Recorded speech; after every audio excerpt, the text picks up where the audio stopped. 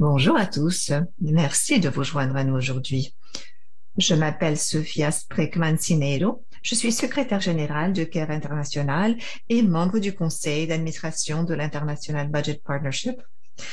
L'IBP ou l'International Budget Partnership établit des partenariats avec des analystes budgétaires, des organisateurs communautaires et défend le travail dans le monde entier pour faire avancer des systèmes budgétaires qui fonctionnent pour tout le monde. Ensemble, nous produisons des données, nous défendons les réformes et nous renforçons les compétences et les connaissances de sorte à ce que tout le monde puisse avoir une voix dans les décisions budgétaires qui ont un effet sur leur vie. C'est un plaisir et un honneur d'être l'animatrice de cet événement important pour lancer l'enquête du budget ouvert 2021. Cet événement est réalisé avec interprétation en anglais, français et espagnol. Veuillez appuyer sur le bouton interprétation langue de votre écran et sélectionner la langue dans laquelle vous souhaitez écouter la discussion.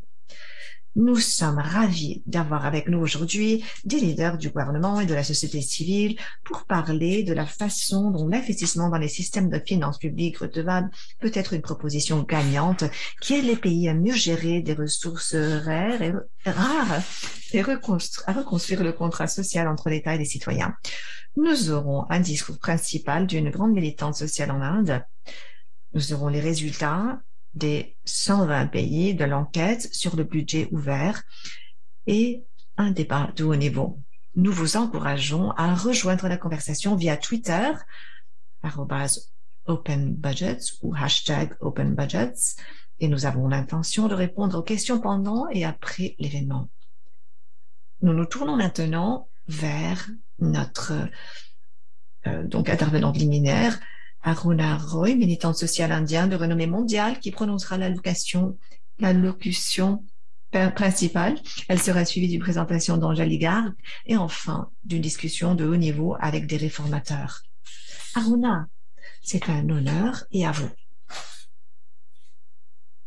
Merci Sophia et merci IBP. C'est un plaisir, c'est merveilleux d'être avec vous aujourd'hui, de nouveau.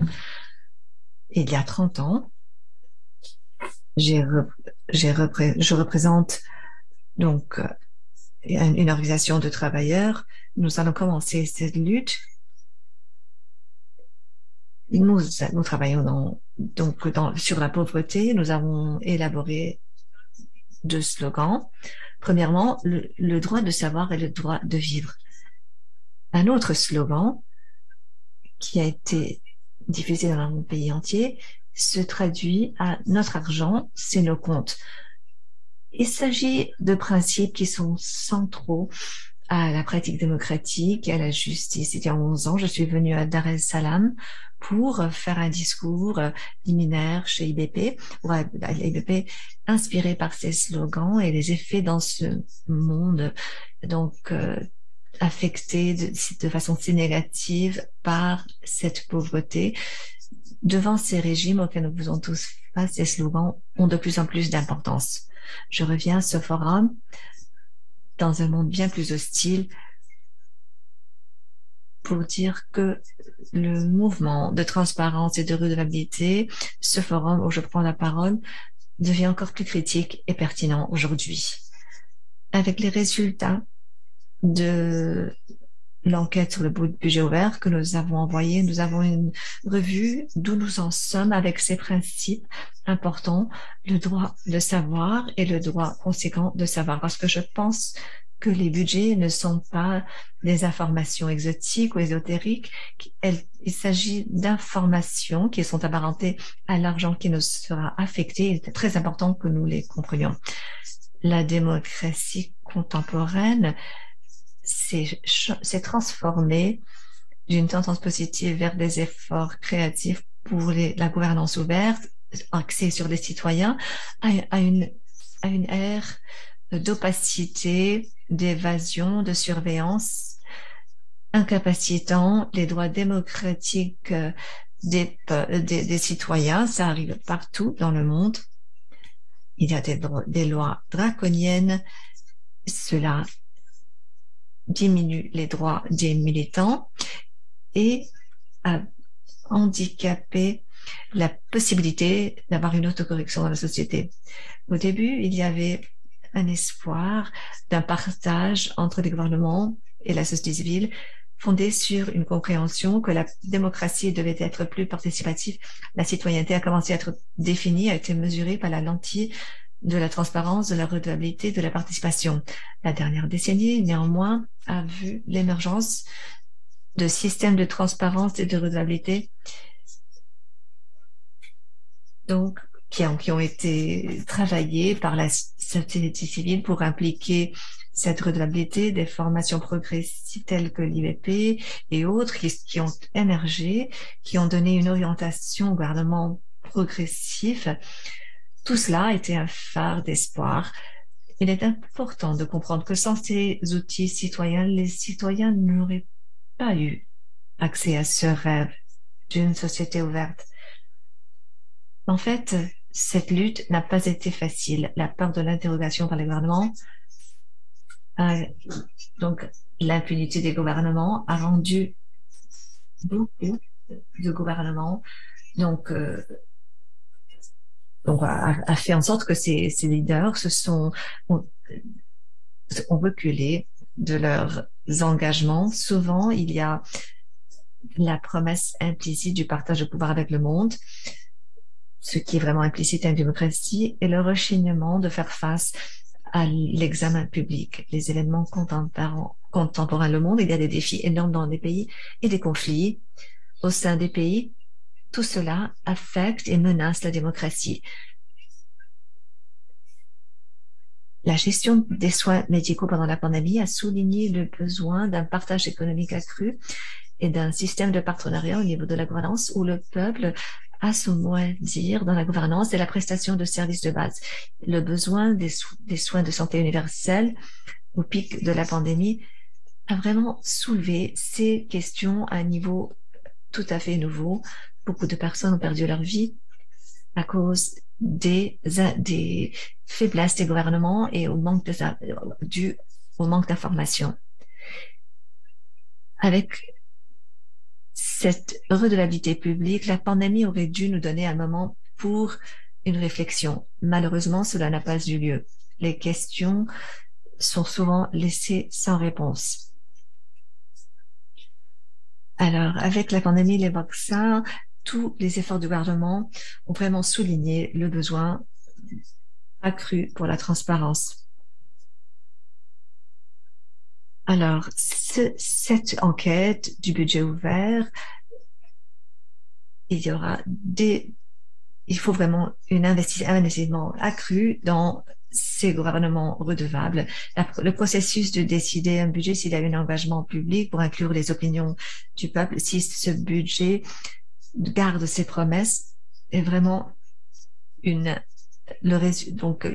un signe de l'efficacité du gouvernement.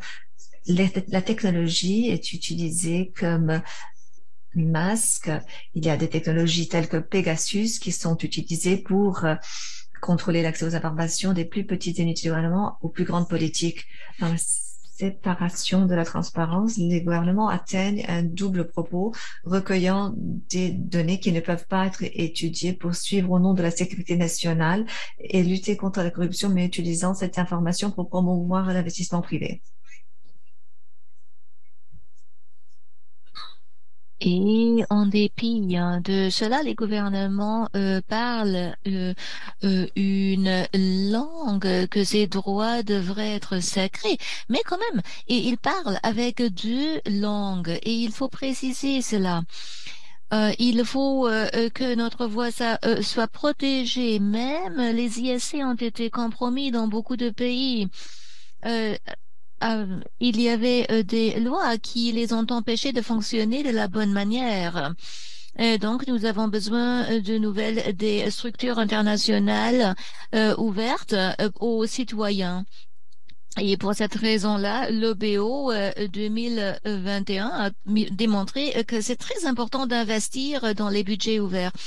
Au cours des dernières 13 années, l'IBP a vu des succès en dépit des problèmes. Et cela est seulement possible lorsqu'on a la transparence et la redevabilité, parce qu'il faut travailler contre la corruption. Il faut travailler pour une meilleure performance avec un droit à la libre expression. Ce droit à la libre expression est sous attaque et cela est très néfaste. Euh, euh, donc notre espace est en train de se rétrécir, mais nous avons besoin plus que jamais dans le passé de la voix de la société civile. Euh, il nous faut davantage d'accès aux informations. Nous devons nous assurer qu'il y a la redevabilité des institutions politiques avec les organes législatifs, mais aussi les comités et les agences nationaux. La budgétisation doit être mise au centre de ce débat pour lutter contre les inégalités dans ce monde. Chaque outil devrait nous amener un peu plus proche de la transparence pour aider les citoyens. La redevabilité a été aidée avec les budgets ouverts parce que de cette manière-là, on peut remédier aux problèmes qui ont existé, surtout aussi au sein des communautés vulnérables et qui n'ont jamais eu la possibilité de faire partie de la prise de décision. Une bonne prise de décision doit se faire avec le public, avec transparence, avec contrôle direct, aidé par tous les organes gouvernementaux. Il nous faut des lois de transparence. Cela élimine les obstacles pour que tout le monde puisse participer. Et ultimement, cela fait avancer la résilience des pauvres et pas seulement de l'élite. Les législateurs, les auditeurs et les instances de contrôle devraient intégrer des sociétés démocratiques et ouvertes pour faire leur travail. En effet, avec les nouvelles technologies, on peut renflouer les réactions du public plus facilement que dans le passé. Dans l'État où j'habite, au Rajasthan, la société civile et le gouvernement se sont mis ensemble et ont institutionnalisé formellement le dialogue. Maintenant, on dialogue ensemble. On a un portail d'information pour les citoyens. Au cours des 2 années et demie où ça existe, on a eu plus de 100 millions de visites et plus de 100 millions de téléchargements d'informations. Et ces informations ont assuré aux personnes de pouvoir de savoir ce qui se passe en temps réel, comme par exemple les dépenses budgétaires. Les gens doivent avoir accès au budget et parce que cela affecte leurs moyens de subsistance et leur vie. Les gouvernements devraient établir des outils participatoires solides dans les 4 phases du budget: la formulation, l'approbation, l'exécution et le contrôle. Le gouvernement doit atteindre les citoyens et les citoyens doivent pouvoir tenir les gouvernements redevables. Enfin, il y a ces grandes questions que seulement les décideurs politiques peuvent répondre. Parce que eux, ils ont cette compétence pour discuter et il faut relever cela en question parce que tout le monde doit être à la table des décisions. Il faut savoir que le droit de savoir fait partie du droit de vivre. Ce qui est affecté, c'est notre argent, ce sont nous les contribuables et nous avons le droit de savoir et de prendre des décisions. Avec les sondages, avec les enquêtes, cela nous permet de voir où l'équité nous permet de savoir où les dépenses ont été effectuées. C'est très important pour l'exercice mondial et l'IDP continue de renforcer les solidarités en se penchant sur l'expérience mondiale. Cela renforce les processus comme les budgets ouverts. Ça fait partie de notre culture démocratique mondiale. Il faut parler de ce pouvoir et les budgets ouverts font partie de notre pouvoir. Bonne chance et un grand merci pour aider les gouvernements à devenir plus ouverts. Merci Aruna pour votre message si puissant. C'était un message inspirant. Merci pour décrire aussi les difficultés lesquelles il faut confronter ensemble. Merci pour clairement parler du rôle des budgets ouverts en abordant et en traitant de ces larges défis qu'il faut confronter ensemble. Maintenant, nous nous tournons vers Anjali Garg, responsable de l'enquête sur le budget ouvert au sein du Partenariat international pour le budget, afin d'entendre les résultats de l'enquête sur le budget ouvert et les chemins du progrès. Anjali, la parole est à vous. Merci, Sophia.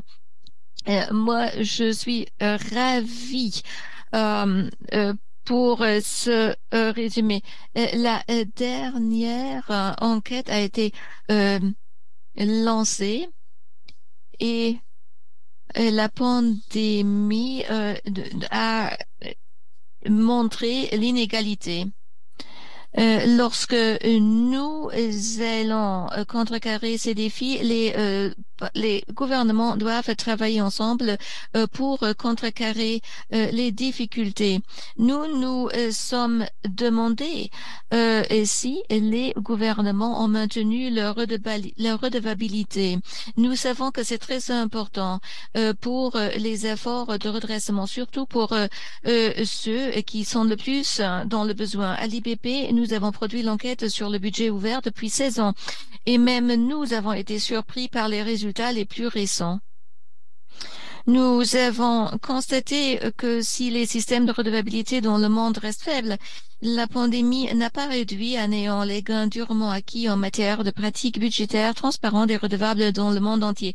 La plupart des pays, en effet, ont pu maintenir et, dans certains cas, s'appuyer sur des gains antérieurs en matière de redevabilité dans leur processus budgétaire annuel. Entre 2019 et 2021, le score moyen mondial pour la transparence a augmenté de 1 point. Le score moyen mondial pour le contrôle a diminué de 1% et le score moyen mondial pour la participation est resté inchangé. Bien que l'enquête n'examine pas explicitement les raisons pour lesquelles les pratiques des pays s'améliorent ou régressent, nous pensons que la résilience et la durabilité des budgets ouverts peuvent être attribuées à 2 facteurs: la numérisation accrue des informations et l'institutionnalisation des pratiques de responsabilité. À la lumière de ces résultats quelque peu surprenants, nous pensons qu'investir dans les budgets ouverts est une proposition gagnante. Au cours des 13 dernières années, nous avons constaté des progrès constants en matière de transparence mondiale. Le score moyen de transparence de l'enquête a augmenté de plus de 20% depuis 2008. L'Europe de l'Est et l'Asie centrale, l'Asie de l'Est et le Pacifique, l'Amérique latine et les Caraïbes et l'Afrique subsaharienne ont tous fait des progrès significatifs dans les scores de transparence régionaux depuis 2008. Les champions de la réforme dans le monde entier, dont beaucoup vous en diront plus dans notre panel, illustrent le pouvoir de la volonté politique dans la conduite du progrès et démontrent que la réforme est possible partout. La République dominicaine est entrée dans le top 10 des pays qui montrent la voie en matière de promotion et d'institutionnalisation de la transparence, aux côtés d'autres leaders comme la Géorgie. Le Bénin, le Nigeria et la Gambie figurent parmi les pays qui ont le plus progressé au cours de ce cycle d'enquête. De nombreux gouvernements adoptent également des approches innovantes en matière de participation du public, notamment en utilisant des outils numériques et d'autres canaux pour s'engager auprès du public et être plus inclusif dans ses engagements. L'Indonésie a mis en place un portail centralisé pour les plaintes relatives à la prestation de services. Les bureaux d'audit nationaux de la Moldavie et d'Argentine testent des stratégies de sensibilisation du public. La Corée du Sud augmente la représentation des communautés marginalisées dans ses consultations publiques sur le budget. Ces pays récoltent les avantages des budgets ouverts et fournissent une feuille de route utile que les autres peuvent suivre. Si ces résultats positifs sont encourageants, nous devons souligner que les systèmes de responsabilisation présentent d'importantes lacunes dans le monde entier. Aucun pays ne satisfait à nos normes minimales de responsabilité adéquates pour les 3 mesures que nous évaluons. Les améliorations de la transparence que nous avons observées partent d'une base faible. Le score mondial moyen en matière de transparence est de 45 sur 100, ce qui est loin du niveau d'information dont le public a besoin pour participer à des débats significatifs sur la manière dont les ressources publiques sont collectées et dépensées. Moins d'un tiers des pays fournissent des informations suffisamment détaillées pour comprendre comment leur budget aborde la pauvreté, et seuls 14% présentent leurs dépenses par genre. La participation publique est le maillon le plus faible. Le score mondial moyen pour la participation n'est que 14 sur 100, ce qui indique que la participation est rare et qu'une participation significative est également rare. Seuls 8 pays dans le monde disposent de canaux formels pour faire participer les communautés mal desservies au processus budgétaire. Les systèmes de contrôle sont en cours d'élaboration.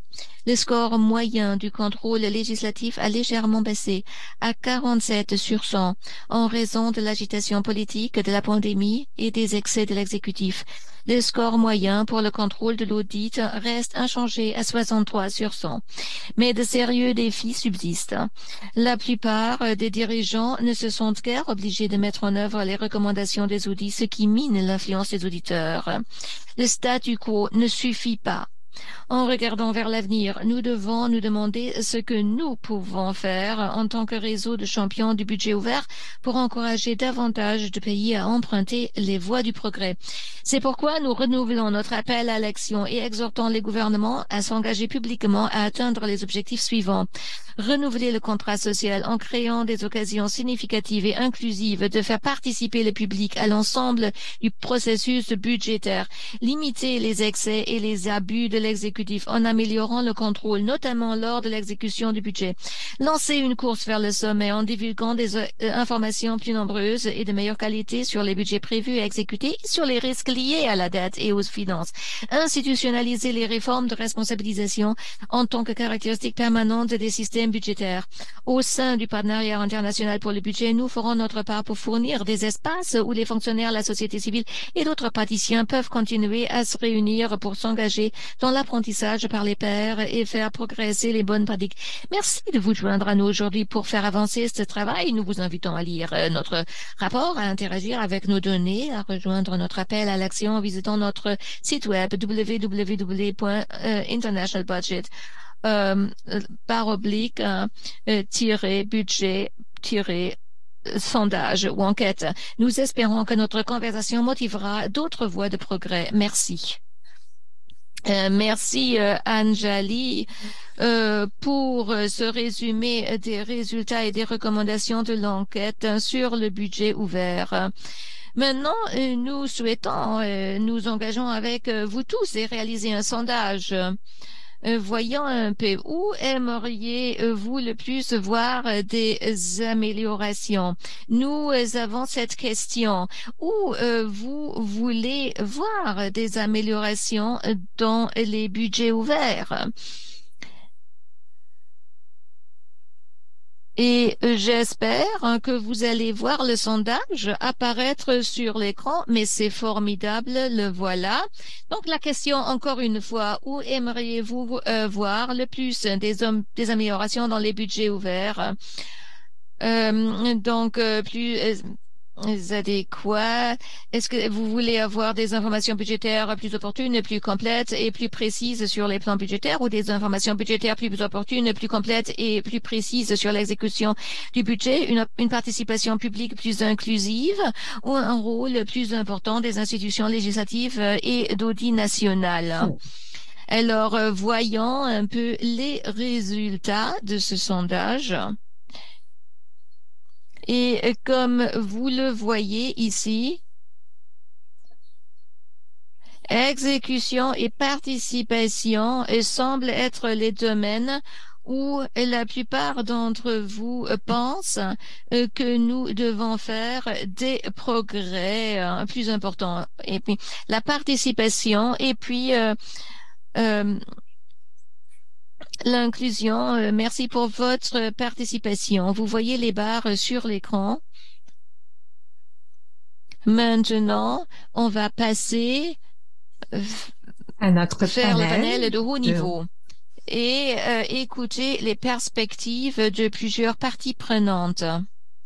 Avant de présenter le panel, je voudrais vous montrer une petite vidéo de la ministre Zainab Ahmed, qui est la ministre de Finances, Budget et de la Planification nationale du Nigeria.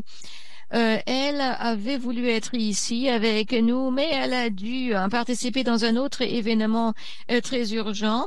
Mais elle a pu répondre à quelques questions qu'on avait enregistrées. Dans cette vidéo, la ministre va poser aux questions. Quelle réforme avez-vous entreprise et quelle est la prochaine étape de votre programme visant à renforcer et à maintenir des pratiques budgétaires ouvertes, inclusives et responsables? Voilà la vidéo. Alors, il semble y avoir des problèmes avec la vidéo, des problèmes techniques.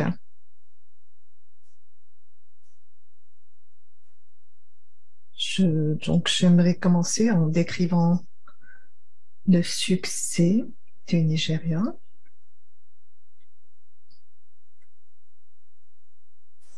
La coopération que nous avons reçue avec les différents ministères. Qu'avons-nous fait? Depuis que nous avons commencé à travailler sur le budget en 2015, nous avons fait un certain nombre de réformes. La première, la plus importante, est d'avoir pu intégrer notre modèle budgétaire dans le système intégré de gestion financière du gouvernement, de sorte que le budget lui-même est préparé sur le système GFMS et soumis au bureau du budget sur ce système. Cela nous permet d'avoir une piste guide de toutes les entrées et les différentes étapes de la préparation. Ce que j'ai fait immédiatement, c'est de nous aider à renforcer notre composante sur la transparence et la responsabilité des processus budgétaires. Les gens savent aussi que tout ce qu'ils font dans le système est traçable. Cela nous a beaucoup aidé. La deuxième réalisation majeure pour nous est d'avoir pu ramener le processus budgétaire du cycle de janvier à décembre. Ce qui est important, la raison que cela est important, c'est que nous avons connu des périodes où nos budgets étaient adoptés en mars et parfois en mai. La troisième année, il a été adopté en juin. Et c'est ce qui a fait comprendre à la Cour que nous devions travailler ensemble avec le Parlement pour obtenir le cycle budgétaire de janvier à décembre. Pour y parvenir, nous devons nous assurer que le cadre des dépenses à moyen terme est également préparé à temps et soumis au Parlement avant juin. Et que le budget lui-même, le processus, soit réalisé de telle sorte qu'à la fin du mois de septembre, le budget soit présenté au Parlement.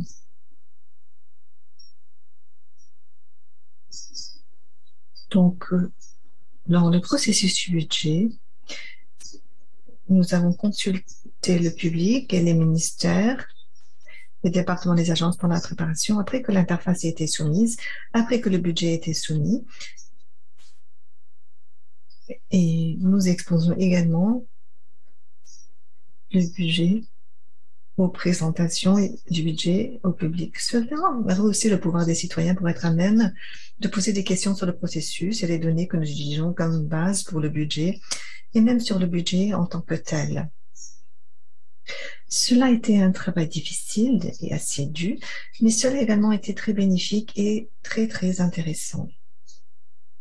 Ce qui nous manque vraiment, c'est une loi organique sur le budget, afin de pouvoir créer le bureau du budget pour qu'il soit autonome en tant qu'institution et aussi pour avoir une loi qui guide toute son action. À l'heure actuelle, nous avons donc également la loi sur la redevabilité fiscale ou budgétaire et la loi sur les règlements partagés en matière de finances.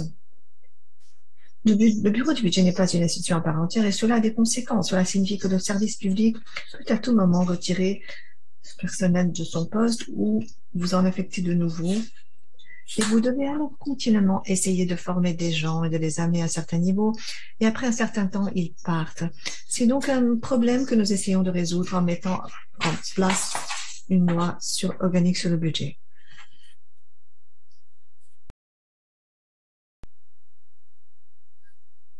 Maintenant, merci pour ce message de la ministre Zainab Ahmed.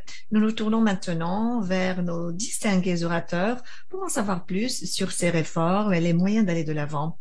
J'aimerais commencer avec le ministre José Manuel Duboc, qui est ministre des Finances de la République dominicaine. La République dominicaine est un exemple rare d'un pays qui a vu son score de transparence augmenter à chaque tour pour atteindre 77 dans la dernière enquête de 2021. Dans d'autres pays, nous avons constaté des améliorations puis une régression. Quelles leçons pouvez-vous partager sur l'institutionnalisation des pratiques de budget ouvert? À vous, Monsieur le ministre.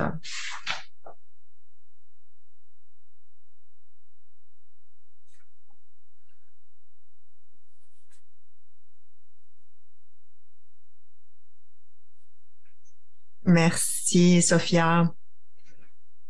Pour la République dominicaine, c'est un honneur et une fierté d'avoir accompli ce niveau. Je dirais qu'il y a trois grands éléments que tous nos pays doivent prendre en compte pour continuer à avancer dans ce domaine de la transparence. Premièrement, la volonté politique. Sans la volonté politique, il est très difficile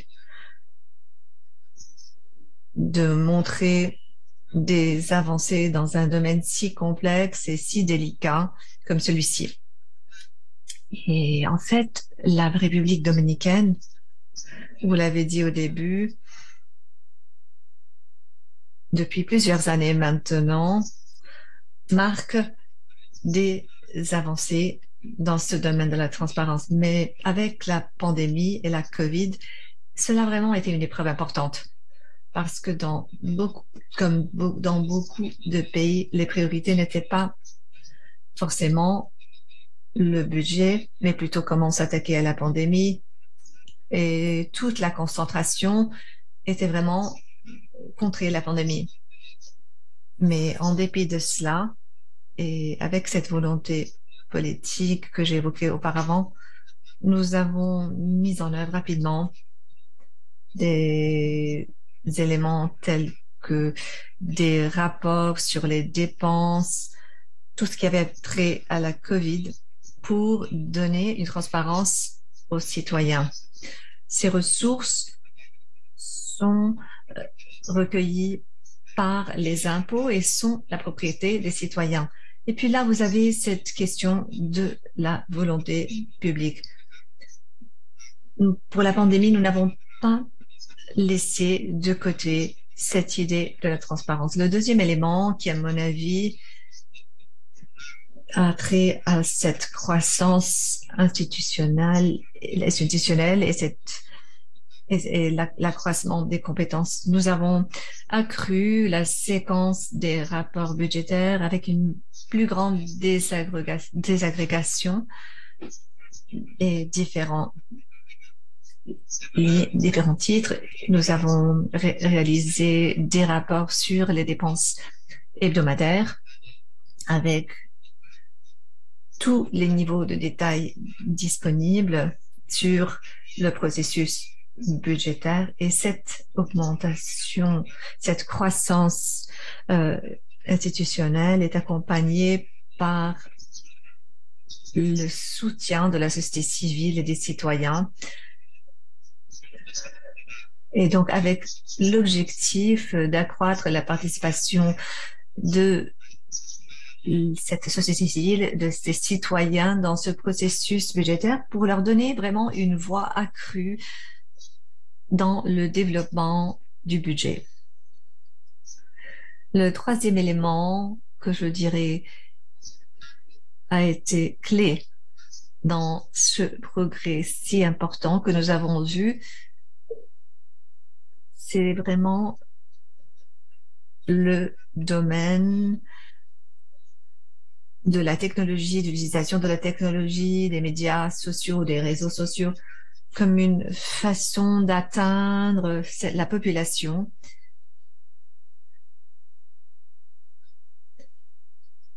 Tout cela a vraiment été très intégré, tout ce qui a trait aux réseaux sociaux. Et puis, avec les rapports, on a voulu améliorer leur compréhension.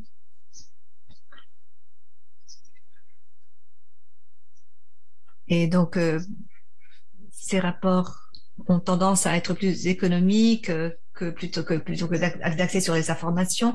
Et là, nous avons mis en place un canal YouTube où il y a des interviews et des questions et réponses en direct. C'est une façon de vraiment garder les citoyens d'informer. Ces trois éléments, je dirais, sont ceux qui nous ont permis d'avoir réussi comme nous l'avons fait.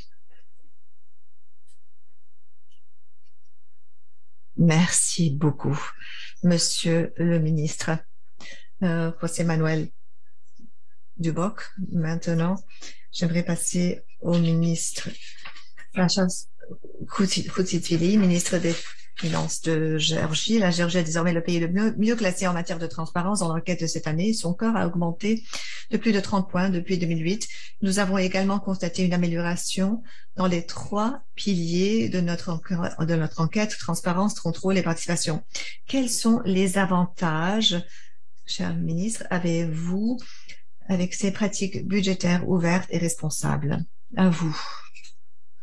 Merci pour la question, chers invités, chers collègues. C'est un honneur de vous accueillir au lancement mondial de l'enquête sur le budget ouvert 2021. Encore une fois, au nom de la Géorgie, nous sommes vraiment fiers. Quand nous regardons vers le passé, nous étions un pays avec un minimum de transparence en 2006 et maintenant nous sommes devenus un pays qui suit les pratiques de la plus grande transparence en 2017. Les derniers résultats placent la Géorgie à la première place sur 120 pays. Il y a eu des améliorations importantes, même comparées au budget précédent.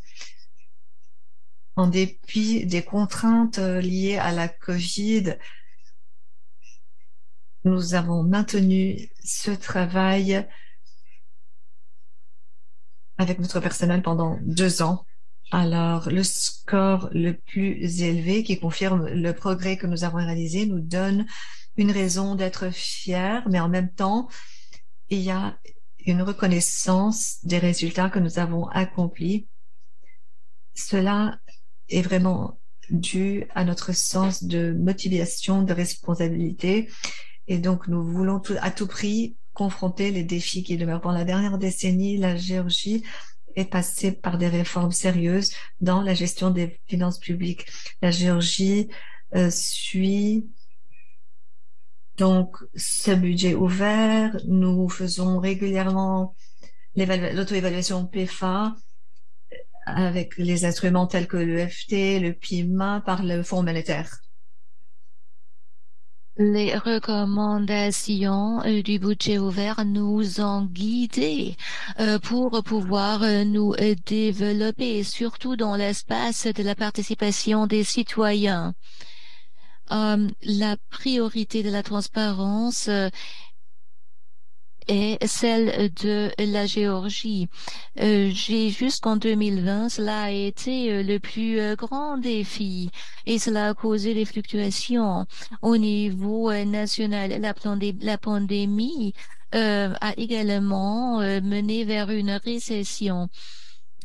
Mais c'est seulement à cause des réformes qu'on a mises en place concernant le système budgétaire. C'est seulement de cette manière-là où on a pu euh, travailler avec le budget qu'on avait à nos mains pour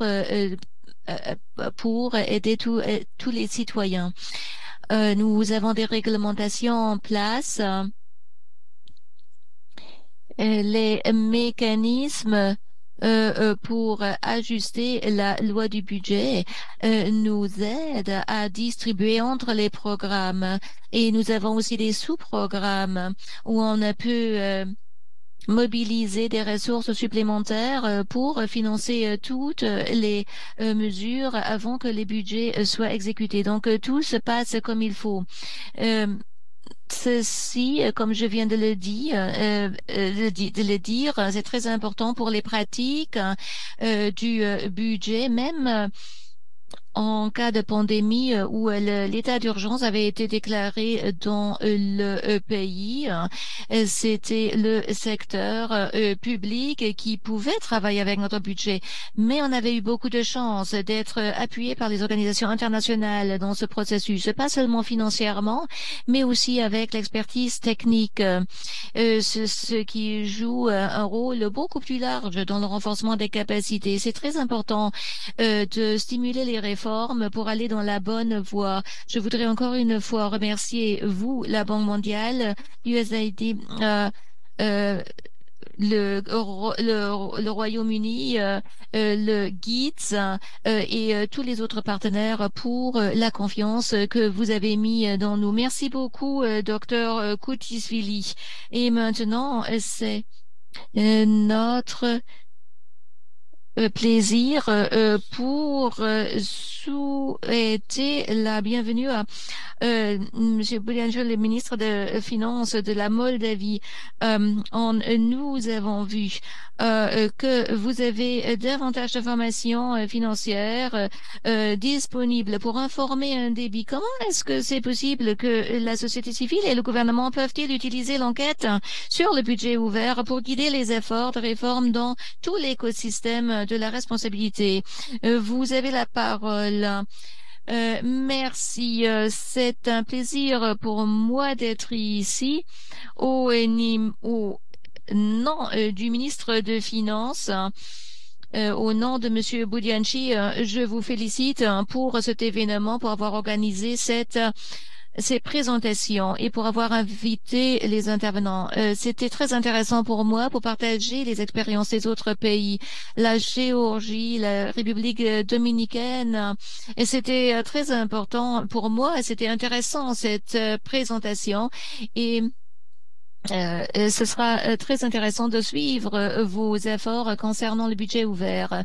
De toutes les façons, le document de l'EBO, c'est une évaluation objective qui aide toutes les parties prenantes de revêtir une position de consolidation à un moment donné et d'avoir une discussion concernant ces indicateurs pour pouvoir faire des décisions ultérieures concernant les dépenses et aussi les mesures de redevabilité pour les imbriquer dans le gouvernement. Ce document est également utile comme outil de référence pour les autres secteurs. Cela est interconnecté avec la transparence. Euh, il y a aussi les groupes de réflexion et aussi les ONG qui nous appuient avec l'institutionnalisation aux différents niveaux du gouvernement. Merci encore et félicitations pour cet événement formidable. Merci beaucoup, ministre d'État. Et maintenant, c'est le directeur du cabinet du Bénin et qui va nous parler. Le Bénin a fait de grands progrès sur la voie d'une grande transparence, augmentant son score de transparence de plus de 60 points, passant de 1 en 2012 à 65 en 2021. Le Bénin est désormais l'un des pays les plus performants d'Afrique. Quelles leçons pouvez-vous partager qui pourraient aider d'autres gouvernements soucieux de réforme? Le directeur du cabinet, vous avez la parole. Merci beaucoup, je vous remercie pour cette question que je vais essayer de reformuler, si vous le permettez. Et je trouve qu'il est plus enrichissant de parler en termes d'expérience que de leçons. Je voudrais donc partager l'expérience du Bénin sur la voie d'une plus grande transparence budgétaire, ce qui m'amène à vous faire un développement en 3 points principaux. D'abord, l'état des lieux avant 2016. Où est-ce que nous en sommes aujourd'hui, c'est-à-dire maintenant, vous l'avez déjà dit, et les actions qui nous ont permis d'atteindre le point où nous sommes. Parlant de l'état des lieux, je voudrais dire qu'en 2015, le Bénin avait une notation de 45 sur 100 en matière de transparence budgétaire. L'observation principale de IBP en ce moment portait sur la non-production du rapport de fin d'année et du rapport d'audit. Sur la base de la dernière enquête dont vous aviez parlé, nous avions bel et bien eu 65 sur 100. Et actuellement, on peut constater aisément que notre pays produit et publie depuis bientôt 2019 l'ensemble des 8 rapports qui sont exigés par les organisations internationales en matière de transparence budgétaire. En plus de cela, il a élaboré et publié des rapports transversaux tels que le rapport sur la sensibilité du budget au genre, le rapport sur la sensibilité du budget au changement climatique, le rapport sur la sensibilité du budget au social, etc.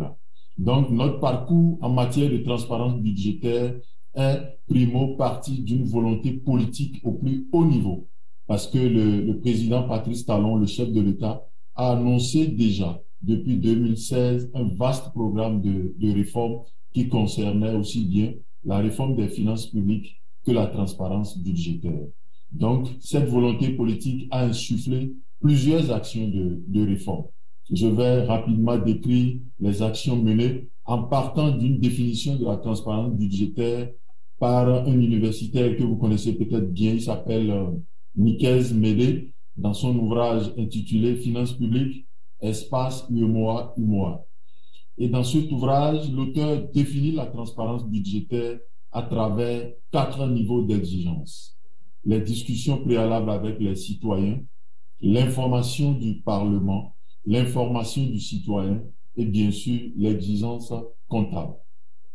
En ce qui concerne l'exigence de délibération, ayant consisté à créer des cadres de discussion préalables des décisions avec les citoyens, je vais vous citer quelques actions que nous avions menées. D'abord, nous avions procédé à la révision du cadre réglementaire pour conforter la participation des organisations de la société civile au processus budgétaire. Et nous avons également rénové le calendrier de la procédure budgétaire pour offrir un peu plus d'espace de dialogue à ces acteurs socio-économiques, tant lors des phases de préparation et de suivi de l'exécution de la loi de finances. Nous avons également ouvert le processus budgétaire aux organisations de la société civile et aux acteurs non étatiques. Dans ce cadre-là, il y a les organisations principales, et comme Social Watch Bénin, FONAC, PACI, etc., qui ont pu participer au processus budgétaire et y ont apporté leur contribution. Nous avons également mis en place un cadre d'échange avec le secteur privé sur les nouvelles mesures fiscales. À cet égard-là, nous avons, avant la préparation, la finalisation du projet de loi de finances, des échanges techniques sur les propositions de mesures fiscales avec les acteurs du secteur privé.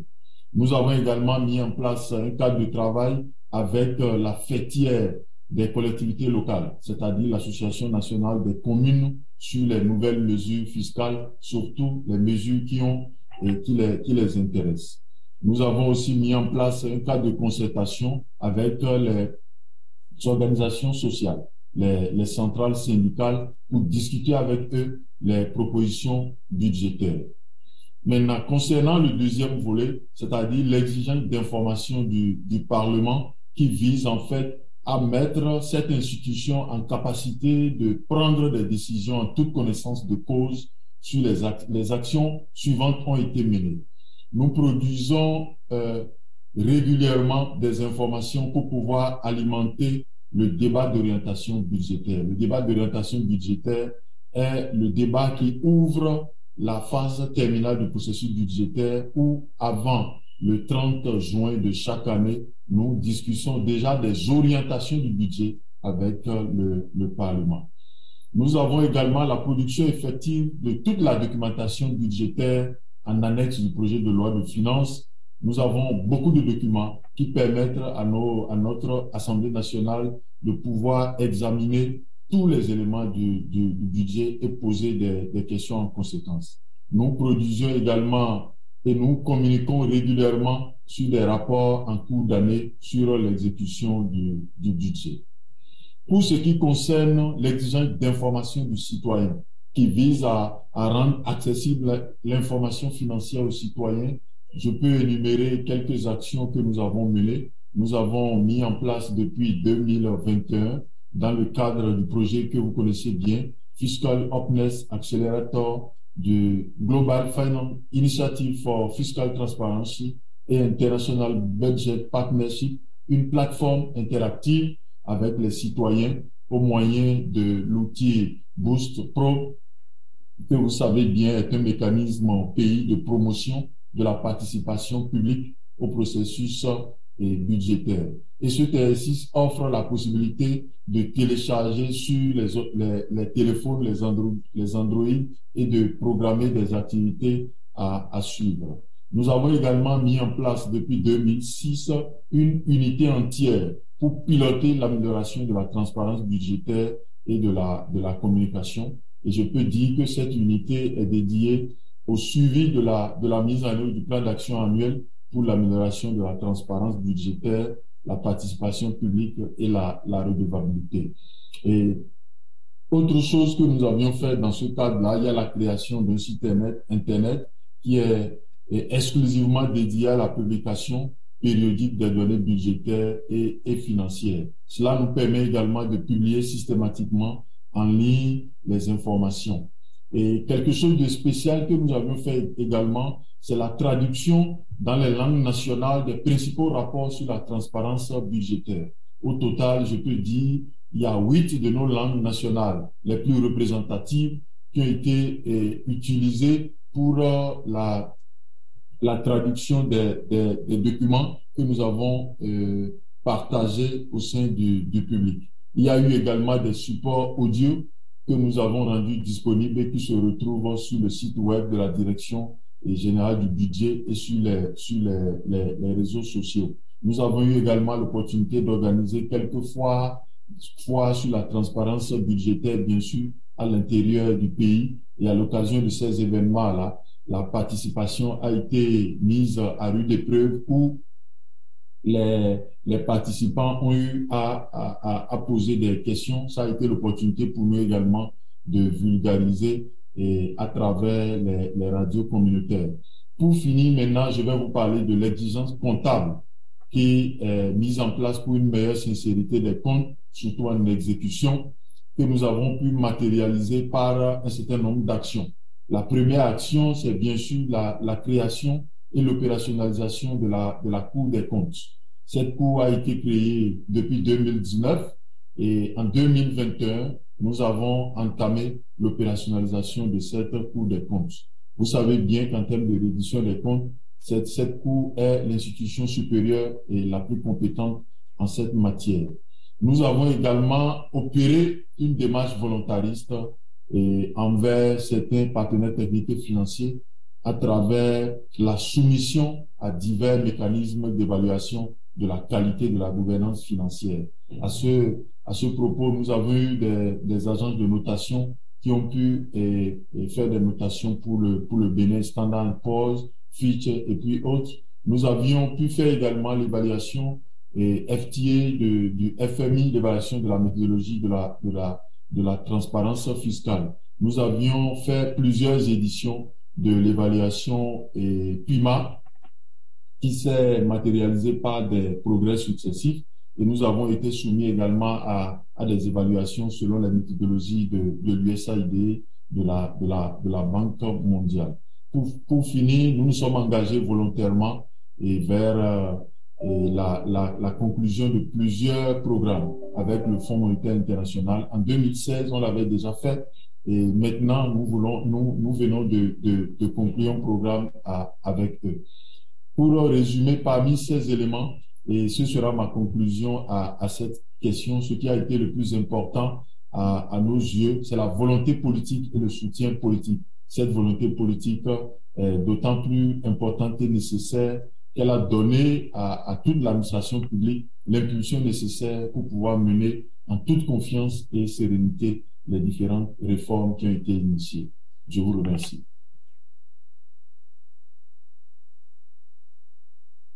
Merci beaucoup, directeur du cabinet, pour vos aperçus. Maintenant, j'ai de grand plaisir pour vous présenter l'honorable Helen Clark, l'ambassadrice de bonne volonté pour l'indépendance des institutions supérieures de contrôle des finances publiques et ancienne première ministre de la Nouvelle-Zélande.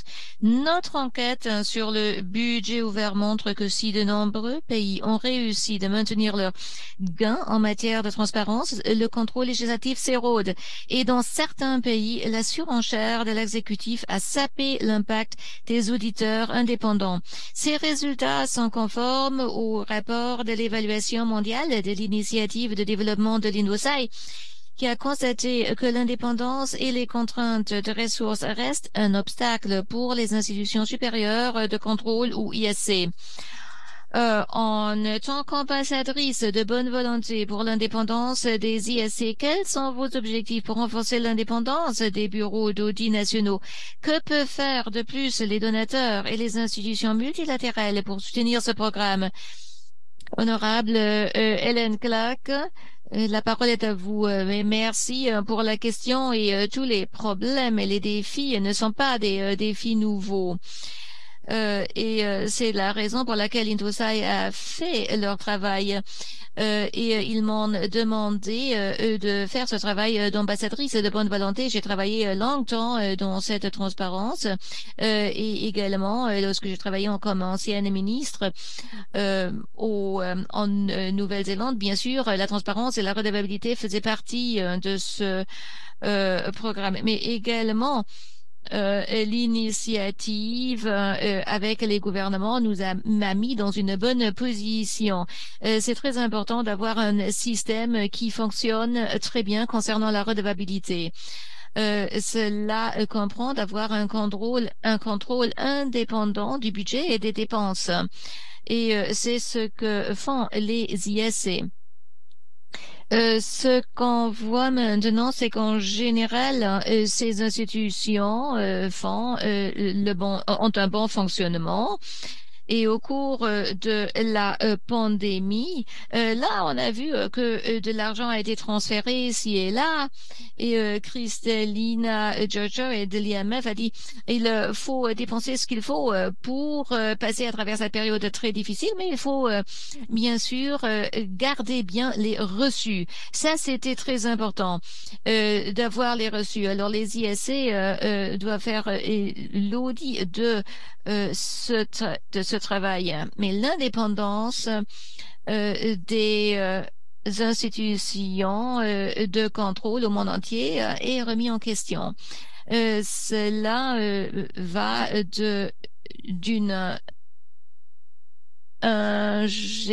ingérence directe comme en Sierra Leone où le vérificateur général et le député ont été suspendus avant de publier le rapport de l'audit. Alors ça, c'est une préoccupation. Mais puis, il y a les ingérences plus subtiles sous la forme d'un contrôle de l'exécutif sur le processus de nomination. Et également concernant les contraintes de ressources. Également, cela a une influence sur l'autonomie limitée de l'institution supérieure de contrôle sur l'administration des ressources humaines et de restriction de l'accès des auditeurs à l'information. Nous voyons également que même si ces audits sont réalisés, ils ne sont souvent pas publiés ou mis à la disposition du public. Donc, il y a beaucoup de données que les gens ne savent pas parce que cette information n'a pas été publiée. Cela a des conséquences sur la mesure dans laquelle les recommandations de l'audit sont suivies, ce qui limite la fonction de redevabilité de ces institutions.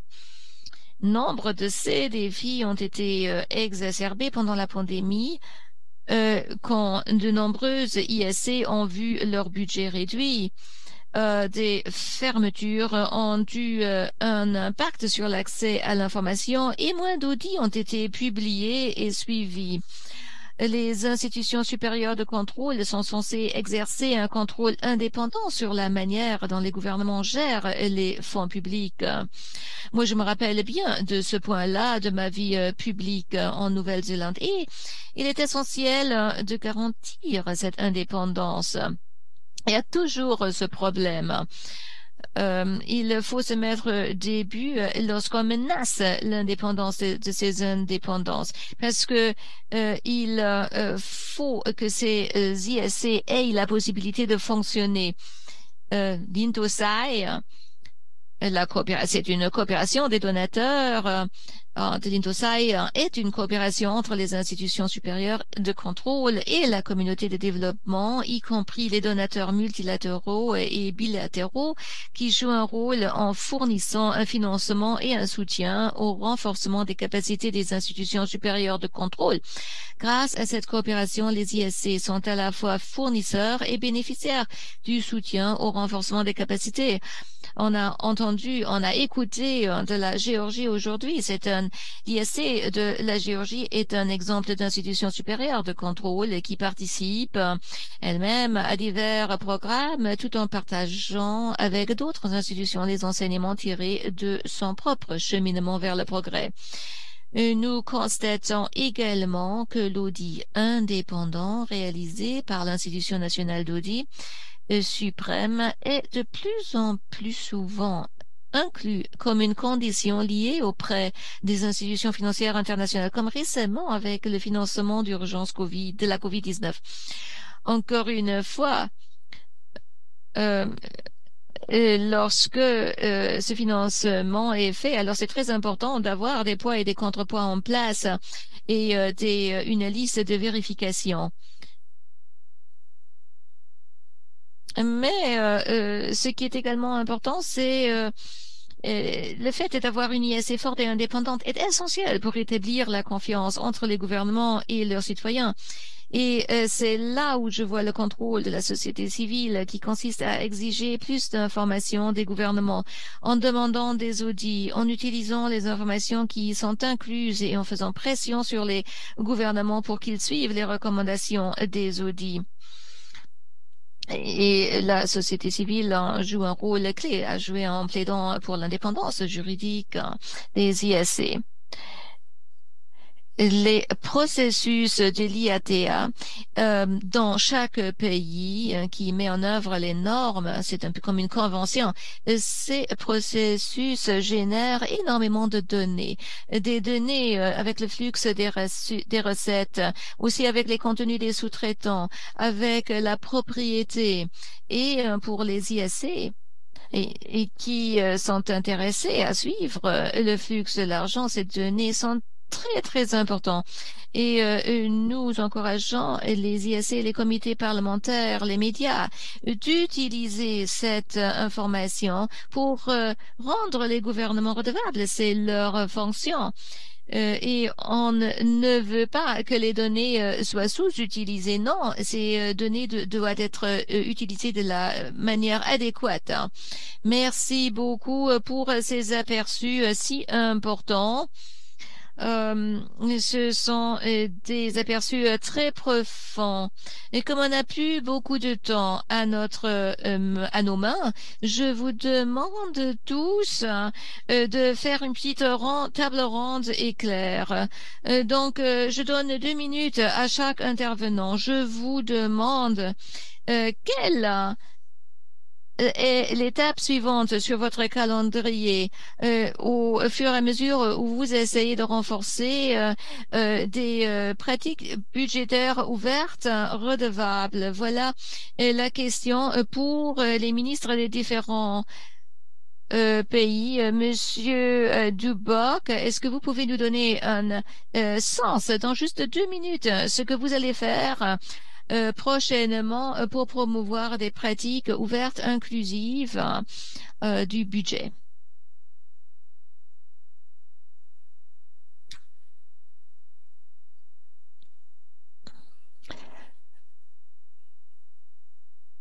En effet, on veut que la phase de formulation du budget soit plus transparente. Ici, en République dominicaine, nous avons fait des consultations avec le public à propos du budget. Deuxièmement, avec avec le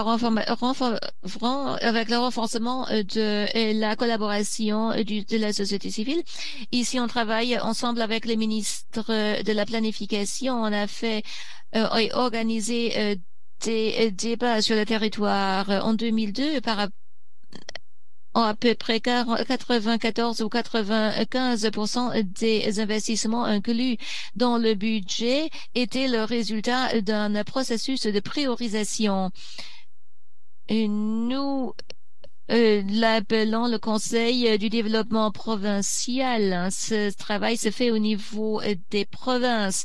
Mais nous nous penchons également sur le budget avec la perspective de l'inclusion sociale. Nous voulons rehausser le budget avec une nouvelle dimension genre.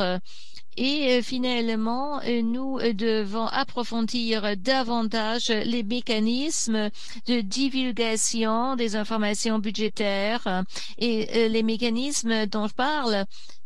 C'est par exemple le lancement d'un site web, d'un portail pour assurer la transparence budgétaire avec des tableaux de bord qui sont interactifs et compréhensibles par tout le monde pour que les citoyens aient accès aux données, mais également comprennent les données et peuvent les manipuler.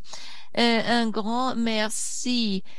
Ministre Houtisvili, quelle est votre phase suivante pour rendre les budgets plus ouverts et plus transparents? Ministre Houtisvili, vous êtes en sourdine. Activez votre microphone, s'il vous plaît, monsieur. Oui, merci.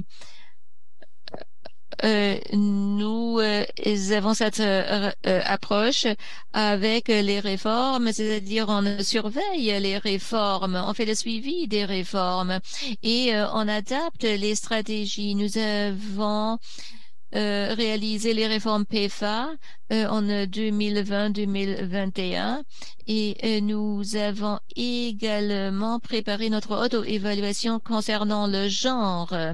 Après la validation des résultats PEFA, cela va servir de base pour le rapport suivant pour entre 2023 et 2026. La même chose est valable pour les recommandations de l'INTOSAI ensemble avec les autres instruments qu'on va utiliser. Puis les formulations des politiques budgétaires, par exemple la gestion des finances publiques, des dépenses. Aussi, on va suivre les marchés intérieurs. On va mettre à jour les données avec les défis qui nous attendent dans la région. Il y a toujours de nouveaux points qui sont mis sur l'ordre du jour. Nous avons maintenant de nouvelles questions pour les candidats qui veulent être nominés parce que il y a plus de redevabilité qui les attend concernant la redevabilité et l'utilisation des normes. La participation des citoyens reste un défi partout dans le monde. Donc, on va continuer à travailler davantage sur la participation des citoyens. Il faut que les citoyens puissent avoir accès au processus. La transparence seule ne suffit pas. Nous devons accélérer la participation du public. Cela est très important pour obtenir des résultats positifs, pour générer davantage de transparence budgétaire. Nous avons un lancement officiel de la participation des citoyens. Donc, de cette manière-là, officiellement, les citoyens sont impliqués. Et ils peuvent obtenir toutes les informations concernant toutes les questions budgétaires. Nous réagissant par rapport aux recommandations qui arrivent des partenaires bilatéraux et c'est notre honneur de faire partie du réseau GFT et nous essayons de promouvoir coopération, un échange d'informations entre les partenaires pour hausser les capacités liées à la transparence, la participation et la redevabilité budgétaire. Les finances nous allons continuer à promouvoir la participation dans le processus budgétaire. Un grand merci à Monsieur le ministre et maintenant, rapidement, le secrétaire d'État Anacello. Nous sommes dans un processus de mettre à jour les documents de politique avec notre stratégie, avec le contrôle de programme, le programme de développement qui va englober tous les points liés aux évaluations, y compris la redevabilité et la transparence. PEFA vont être appliqués pour assurer la participation des citoyens dans ce processus budgétaire. Et puis, on va le faire à travers un processus de consultation très transparent et équitable. Nous allons décrire toutes nos décisions et toutes les interventions dans le secteur. Merci. Finalement, le directeur de cabinet, Borotaku, 2 minutes sur ce qui vient à l'avenir. Merci beaucoup. Au Bénin, notre prochain chantier a principalement pour objectif de décentraliser davantage le processus budgétaire, autrement dit, être encore plus proche de nos citoyens pour, d'une part, mieux comprendre leurs besoins et mieux les transcrire dans la politique budgétaire, et d'autre part, renforcer le contrôle citoyen de l'action budgétaire. À ce titre-là, nous avons déjà identifié quelques pistes d'action qui, bien sûr, ne sont pas encore très exhaustives. Je vais citer seulement 4. Il s'agit de l'élaboration et l'accessibilité aux citoyens des budgets des communes, la réalisation d'enquêtes auprès des citoyens et organisations de société civile préalablement à la réalisation des rapports d'exécution budgétaire, et enfin l'organisation des consultations budgétaires régulières auprès de nos citoyens. Je vous remercie. Merci beaucoup. Finalement, l'honorable Helen Clark, nous avons une dernière question pour vous pour conclure, qui est dans un rapport que l'IBP et l'Intersail ont écrit ensemble. Nous avons défendu l'idée d'une approche impliquant tout le monde où les auditeurs, les gouverneurs, les législateurs, le public devraient travailler ensemble pour rehausser la redevabilité des dépenses publiques. Quel conseil donneriez-vous aux pays qui veulent mettre en place un écosystème budgétaire robuste? Comment pouvons-nous créer un cycle virtuel de redevabilité qui promouvoit l'indépendance de la supervision des différents acteurs? Alors, pour suivre ce qui a été énoncé par le Bénin, je pense que l'engagement de la société civile est très important.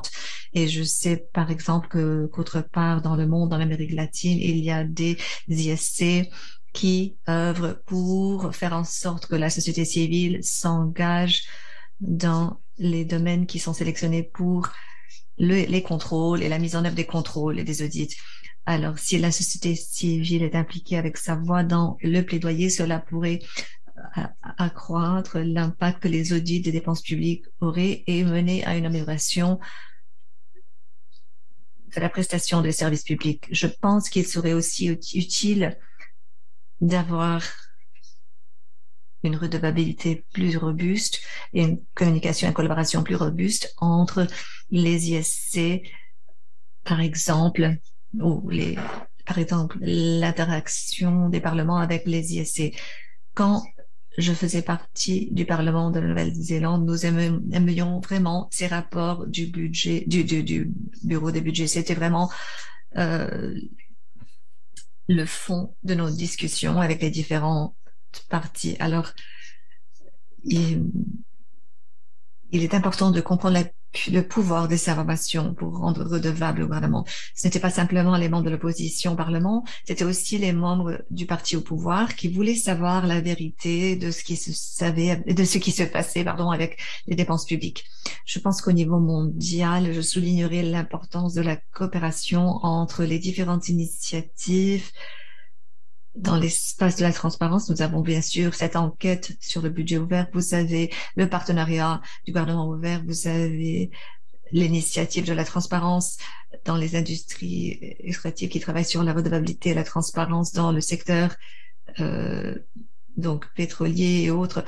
Vous avez l'initiative des bailleurs, le processus Kimberley, tous ces éléments dans cet espace qui œuvrent ensemble, collaborent et donc soulignant différents aspects. Tout cela est très utile à mon avis.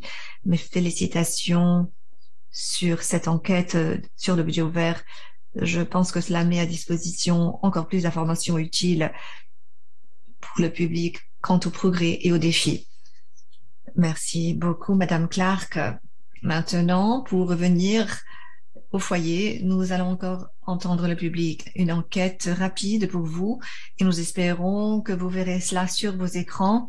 Et maintenant, à base des discussions d'aujourd'hui, ce panel très riche que nous venons d'entendre, le discours liminaire, les résultats de l'enquête, quelles sont vos réflexions sur les budgets ouverts?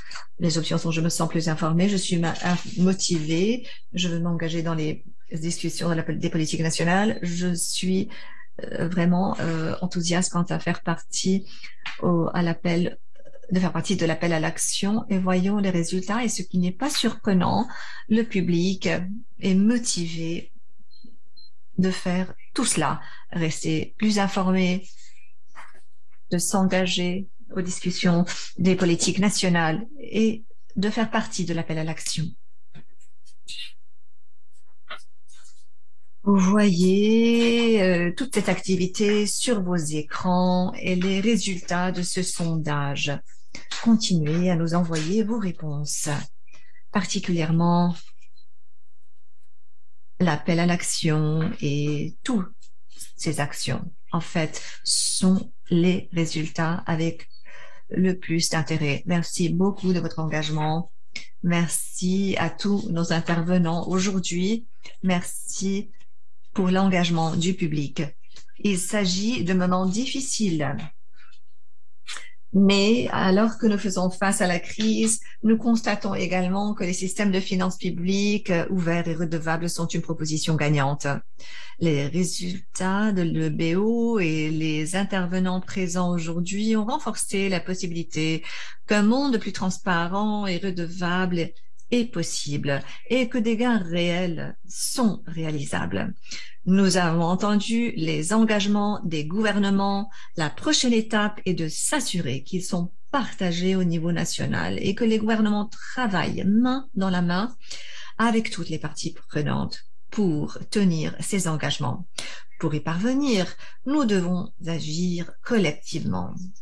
Rejoignez-nous, s'il vous plaît, pour poursuivre cette conversation et faire de cette vision une réalité.